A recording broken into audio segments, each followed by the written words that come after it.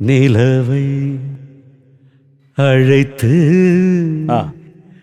அமுதூட்டும் தாயும் நீயே ஐயா, என்னைத்தான் தாலாட்டும் தமிழும் நீ ஊமை.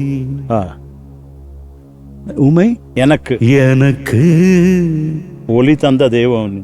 ஒளி തந்த ദൈവവും നീ. അല്ലേ? അണ്ണാച്ചിയുടെ കോമ്പോസിഷനാണ്. ആദ്യമായിട്ട് ഞാൻ പാടിയതാണ്. ഒരു മൈക്കില് ഒരു ടേക്കിൽ പാടിയ പാട്ടാണ് ഇതൊക്കെ. അത് ഒരു ടേക്കിൽ എങ്ങനെ പാടും? പോയി ശരത്തിന്റെ വീട്ടിൽ പോയി പാട്ട് പഠിച്ചിട്ട് പ്രാക്ടീസ് ചെയ്ത് അടുത്ത ദിവസം വന്ന് പാടും. കോയമ്പത്തൂരിൽ നിന്ന് വന്നാണ് ഞാൻ പാടിയത് ഈ പാട്ട്. അല്ല ശരത് സർ, ഈ പാട്ടിന് ശേഷമാണോ ജോലി രാജിവെക്കാൻ പറഞ്ഞത്?